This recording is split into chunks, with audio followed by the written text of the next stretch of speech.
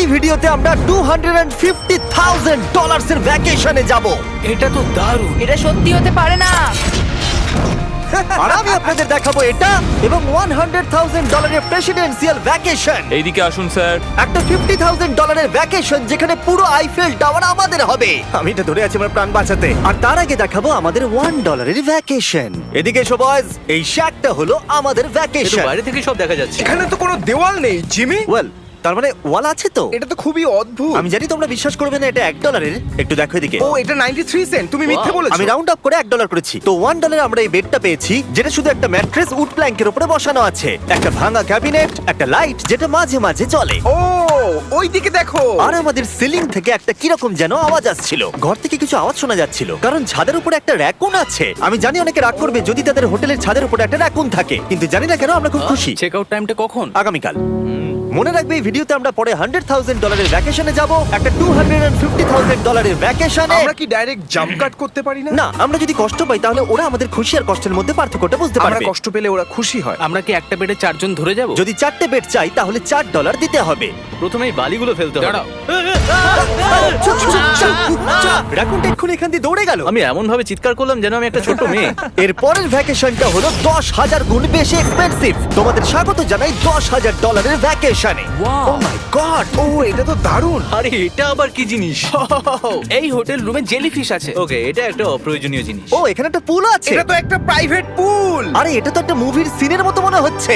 তোমাদের হোটেল থেকে কি হেঁটে বিচে যাওয়া যায়? ওয়াও, এটা কি আমাদের নিজেদের প্রাইভেট বিচ? ও মাই গড, এটা দুর্দান্ত। তারিক, কবে থেকে এই জলের রংটা নীল হলো? আমি জানি না। এই ভ্যাকেশনের মধ্যে ইনক্লুড করা আছে একটা বড় স্পা, ও কি দারুণ। একটা পার্ক ভর্তি ফ্ল্যামিঙ্গোস ও ওরা মারামারি করছে। ফ্লামিঙ্গোস আর আনলিমিটেড রুম সার্ভিস। আচ্ছা, আপনাদের কি চাই? সবকিছু। এখানে একটাই নেগেটিভ পয়েন্ট আছে যে এখানে র‍্যাকুন নেই, হ্যালো রাকুন। কিন্তু তার জন্য এদেরকে আমি দোষ দিচ্ছি না। যখন তোমরা এই রিসর্টের জন্য $10,000 খরচ করবে, তখন তোমরা এই বিল্ডিং এর একটা করে নিজেদের ফ্লোর পেয়ে যাবে। এটা জিমি নেবে বলেছিল, কিন্তু আমার টপ ফ্লোরটাই দরকার ছিল। ও এখানে একটা হ্যামেক আছে। আমার মনে হয় আমি না ভিজেই হ্যামেকে ঝুলতে পারবো। ওহ, আমি পেরেছি।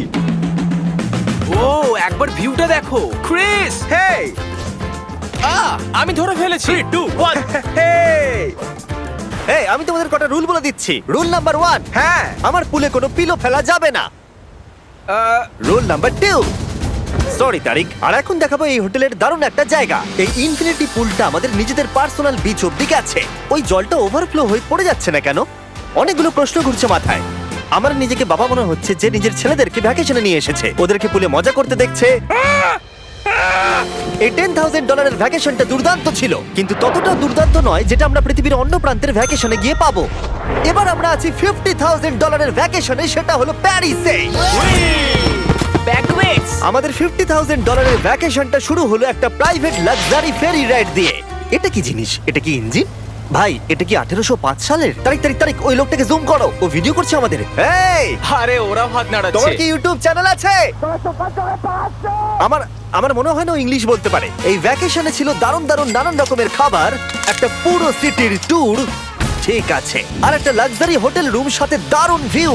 বেশ রোমান্টিক লাগছে, তাই না? হ্যাঁ, তোমার চ্যানেলের কিস করা উচিত।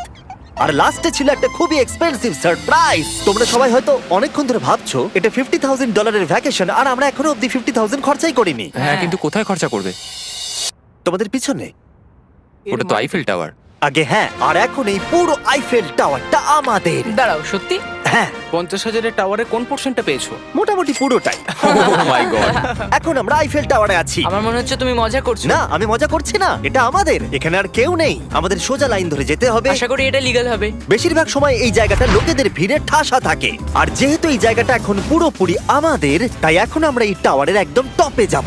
আমি কথা বলছি একদম টপের। বয়েজ, অনেক মজা হয়েছে, এবার সামনের দিকে কোনো যাক। কিছুটা যাওয়ার পর আমরা থামলাম ফার্স্ট ফ্লোরে, যেটা 187 ফিট ওপরে, যেখানে আমাদের জন্য অপেক্ষা করছিল ওয়ার্ল্ড ক্লাস রেস্টুরেন্ট। এই পুরো আইফেল টাওয়ারটা ভাড়া নেওয়া সত্ত্বেও ওরা আমাদের রেস্টুরেন্টের একটা কোণেই বসতে দেবে। আইফেল টাওয়ারের একদম টপ থেকে এই এলিভেটরটা নিচের দিকে নেমে আসছে। আমার ভয় করছে। Open sesame. Thank you. আমি এখান থেকে আমার বাড়ি দেখতে পাচ্ছি। আমরা ফ্রান্সে আছি। আমি এখান থেকে আমার হোটেল দেখতে পাচ্ছি। দেখো আমরা কত উপরে চলে এসেছি। আরে আমার বাপরে। কানগুলো পপ করছে। আচ্ছা, আমরা এখানে এখন কি করছি? ও মাই গড, আমরা তো এখান থেকে গোটা শহর দেখতে পাচ্ছি। ভাই এটা তো দারুণ। তারিক, দেখো আমরা এখনো কত উপরে যেতে চলেছি। ভাই আমার মনে হচ্ছে এটা শেষই হবে না। মিথ্যে বলবো না, মনে হচ্ছে আমরা এখনই টপে আছি। আমরা এবার উপরে যাচ্ছি। এবার আমরা টপের দিকে যাচ্ছি। আমার মনে হয় এটাই পৃথিবীর টপেস্ট বিল্ডিং। আমি কি এখন ঝাঁপ দেবো? না, একদম নড়বে না। চলে এসো বয়েজ, আমার পিছনে এসো। এখান থেকে আর কোনো এলিভেটর নেই, শুধুমাত্র সিঁড়ি আছে। ও, এখানে তো খুবই হাওয়া দিচ্ছে দেখছি। আমরা অনেক উঁচুতে আছি। ও মাই গড! ও মাই গড! ও, তারই ক্যামেরাটা ফেলে দিও না জানো। আমরা প্রায় 900 ফুট উপরে দাঁড়িয়ে আছি, সব থেকে হাইস্ট পয়েন্ট যেখানে টুরিস্টদের অ্যালাউ করা হয়। কিন্তু যেহেতু আজ রাতের জন্য এটা আমাদের, তাই আমার কাছে একটা সারপ্রাইজ আছে। দরজার পিছনে কি আছে বলো? সিঁড়ি। না মানে আমি বলতে চাইছি, তুমি কি করে জানলে? আমরা সিঁড়ি দেখতে পাচ্ছি। হ্যাঁ, একদম ঠিক, এখানে আরো সিঁড়ি আছে। কিন্তু এই সিঁড়িগুলো আমাদের একদম টপে নিয়ে যাবে, যেখানে কারোর যাবার অনুমতি নেই। আরে বাপ রে! ও মাই গড! ও মাই ভাই। গড! আমাদের এখানে আসার অনুমতি আছে? আমি জানি না সেটা। ও, এটা ভয় পাই দিয়েছে। এখানে রেলিংটা তো আমার মাত্র কোমর অবধি। আমি এটা ধরে আছি আমার প্রাণ বাঁচাতে। আমি এখন বুঝতে পারলাম যে টুরিস্টদের কেন এখানে আসতে দেয় না। একজন নিচে দাঁড়িয়ে থাকা ক্যামেরাম্যান আমাদেরকে জুম করে ক্যাপচার করবে। ও 1 মাইল দূরে আছে। যদি এই লেন্সটা খুবই ভালো হয় তাহলে তোমরা দেখতে পাবে আমরা হাত নাড়াচ্ছি। তোমাদের মানতেই হবে এই $50,000 ভ্যাকেশনটা দুর্দান্ত ছিল। এটা দুর্দান্ত। এটা আমার লাইফ টাইম এক্সপিরিয়েন্স। তোমরা কি তৈরি একটা দারুণ জিনিস দেখার জন্য? আমি জানি না একজন ইউটিউবার এত কোনো পাওয়ার পায়, কিন্তু লাইটস! ও, এবার দেখো, ও মাই গড! মনে হচ্ছে কোনো ডিসকো শো। কি দারুণ! গাইজ, আমি জানি না নেক্সট কমেন্টে কাজ করবে কিনা, কিন্তু সব লাইটগুলো অফ করে দাও।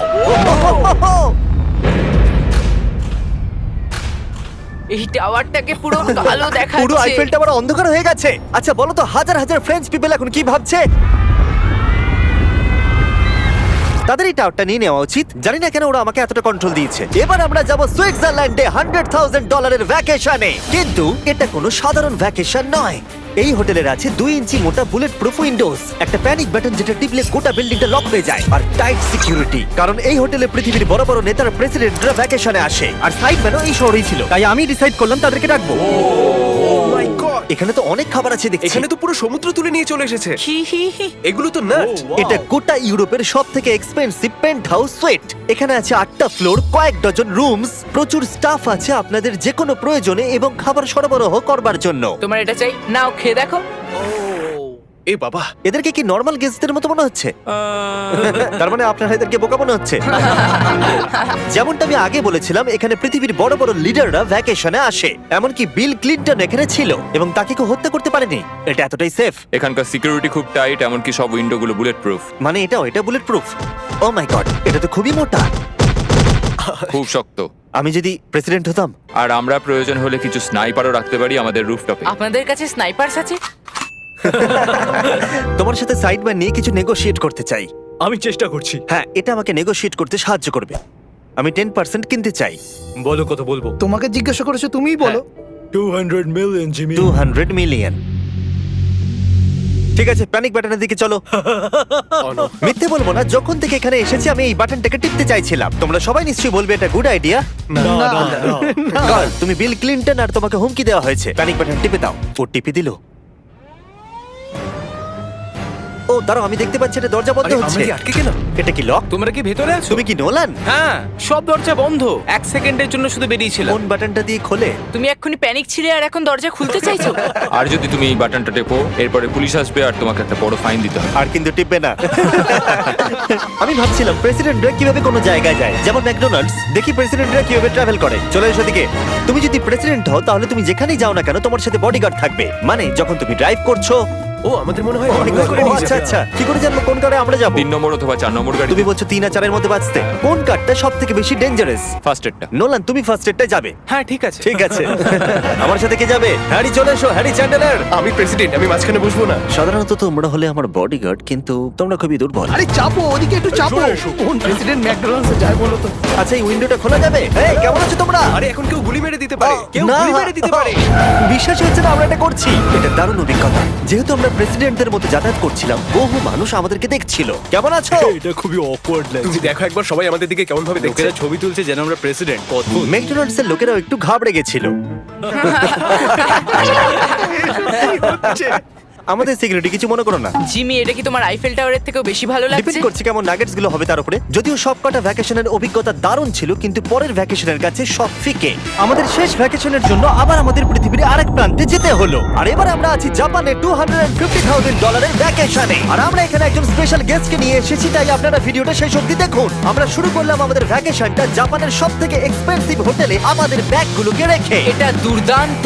একটা হোটেল রুমে আমার কথা ইকো হচ্ছে। আর তারপরে আমরা টোকিও সিটিকে এক্সপ্লোর করতে বেরোলাম। এবার আমরা রাস্তায় মারিও কার্টস চালাবো।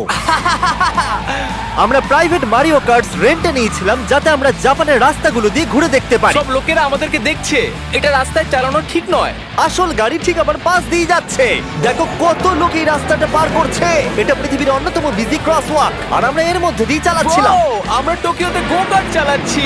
গো কার্ট! ভাই, আমি জাপানকে খুব ভালোবাসি। এই জায়গাটা তো দারুণ। যখন আমরা আমাদের পরের ডেস্টিনেশনে পৌঁছলাম, আমরা দেখা করলাম আমাদের শোড মাস্টার ইয়োশিওকি সুমিদার সাথে। গত 26 বছর ধরে উনি কাটানা চালানোর ট্রেনিং দিচ্ছেন, আর উনি রাজি হয়েছেন আমাদের সামুরাইয়ের রেয়ার লেসন আর্ট শেখাতে। উনি আমাদের সবাইকে একটা করে কাটানা দিয়েছিলেন, আর লেসন শুরু হয়েছিল সুইঙ্গিং টেকনিক দিয়ে। যতটা ভেবেছিলাম ততটা সহজ নয় এটা। নাও না না, আমি এটা করতে পারলাম না। তারপর আমার পালা এলো। তোমাদের কি মনে হচ্ছে আমি এটা পারবো? হ্যাঁ হ্যাঁ, তুমি নিশ্চয়ই পারবে। হেই, দেখা যাক বয়েজরা কি করে।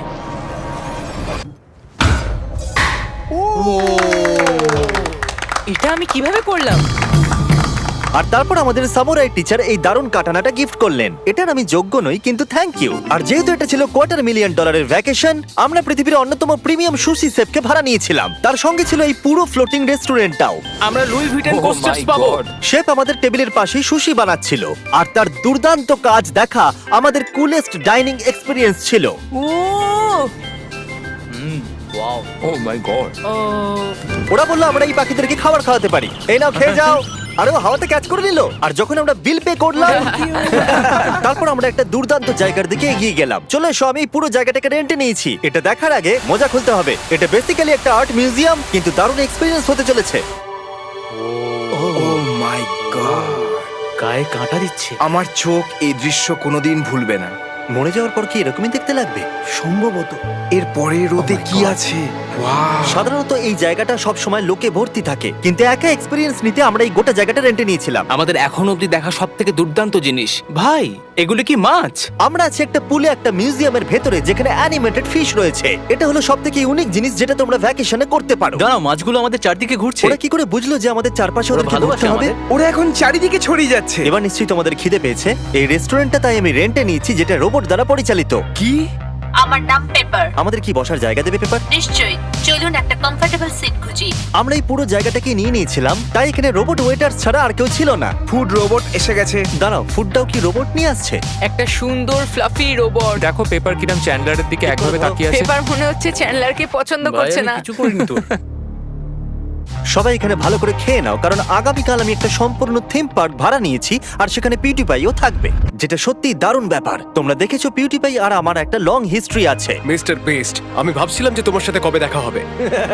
আমরা তাকে টি সিরিজের বিরুদ্ধে সাবস্ক্রাইবার রেসে সাহায্য করেছিলাম। ফোন বের করুন, ইউটিউব খুলুন, সার্চ করুন পিউটিপাই আর সাবস্ক্রাইব করুন। যদিও আমরা তাকে ধরে ফেলেছিলাম। মিস্টার বিস্টের এখন আমার থেকে বেশি সাবস্ক্রাইবার্স। আমার মনে হয় যেটা হয়েছে সেটা খুব ভালোই হয়েছে। ঠিকই আছে, ও এটা ডিজার্ভ করে। আমাদের এতদিনের পরিচয় থাকা সত্ত্বেও আমরা সামনাসামনি কখনো দেখাই করিনি, আর যেহেতু আমরা দেখা করার জন্য অনেক অপেক্ষা করেছি, আমি রেন্টে নিয়েছি পুরো অ্যামিউজমেন্ট পার্ক। এটা হলো ফুজি কিউ হাইল্যান্ড। জাপানের মধ্যে সবথেকে ভয়ঙ্কর রাইড এখানে আছে। প্রতিদিন প্রচুর লোক এখানে লাইনে দাঁড়িয়ে থাকে, কিন্তু স্বাভাবিকভাবেই আমি এই পুরো জায়গাটা রেন্টে নিয়ে নিয়েছি আমাদের জন্য। তুমি এখানকার যে কোনো রাইডে চাপতে পারো। কথাই শেষ হলো না, কিন্তু ও চলে গেল। আমি এই পুরো রোলার কোস্টারটা একা রাইড করতে চাই। যেটা আপনারা দেখছেন সেটা পৃথিবীর সবথেকে স্টিফ রোলার কোস্টার ড্রপ। তোমার ভয় লাগছে? হ্যাঁ। মজা করো। ও ও ও ও ও দেখেই আমার ভয় লাগছে। আর যেটা আমি কথা দিয়েছিলাম, দ্য ফাদার অফ ইউটিউব পিউটিপাই পার্কে আমাদের সাথে দেখা করলো। আমি যা প্ল্যান করেছিলাম তার থেকে একটু দেরিতে, কারণ আমি ভুল দিনে টেক্সট করেছিলাম। সরি ফিলিক্স। আরও এখানকার সব থেকে ক্রেজি কোস্টার রাইড করতে চায়। তুমি ভয় কেন পাচ্ছ? আমার রোলার কোস্টারে খুবই ভয় লাগে। এটা অন্য রোলার কোস্টারের মতো নয়। ফিলিক্স যদি চাপে তাহলে আমিও চাপবো। তাহলে চলো। আমার ভয় লাগছে। ঠিক আছে, আমি করব। যদি আমি এই কোস্টারে মরে যাই তাহলে তোমরা কিন্তু ভয় পাবে না। তুমি তোমার জুতো খুলে যাবে। সবকিছু যেগুলো উড়ে যাবার ভয় এটা আছে। দেখেই বোঝা যাচ্ছে যে এটা কত ভয়ঙ্কর হবে। এরা জুতোকেও ভরসা করছে না, ভাবছে এটা উড়ে যাবে। তুমি পারবে। আরে কিছু হবে না। আমার ভালো লাগছে না। এটা আমার বাজে একটা দুঃস্বপ্ন। আমার ভয় লাগছে। আমি এটা করতে চাই না। এবার তো আমার ভয় লাগছে। শান্ত হও।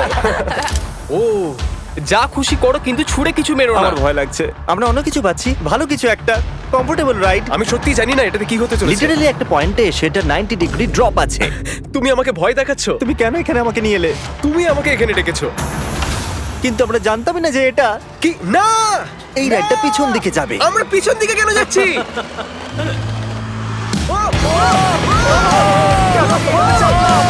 ও মাই গড, আমরা তো ঘুরছি। জিমি! এটা দুর্দান্ত। এটা সবথেকে ভালো রোলার কোস্টার। ও মাই গড, ফিলিক্স আমরা এক্ষুনি কি করলাম? আমি কাঁদছি। সবথেকে ভালো রোলার কোস্টার। আমার চোখ দিয়ে এখনো জল বেরোচ্ছে। তোমার সাথে দেখা করে খুব ভালো লাগলো জিমি। এবার আমি যাচ্ছি। হ্যাঁ, তুমি তো একটা ছোট্ট বাম্পার সাথে কত জোরে চিৎকার করছিলে। কি? Thank you. আমার মনে হয় না যে চুই পরোটা আগে খেয়েছি। এটা হচ্ছে আমাকে আরে, বিরক্ত করবার জন্য। তুমি এটা কি করছো? ফিলিক্স, তোমাকে বিরক্ত করার জন্য আমি দুঃখিত। তা বলে তুমি এরকম করতে পারো না। এটা বেশ ভালো। হ্যাঁ, সত্যি ভালো খেতে। এটা ছিল আমাদের $250,000 ভ্যাকেশন। ফিলিক্স, তুমি কি ট্রানজিশনটা করবে? Bro feast.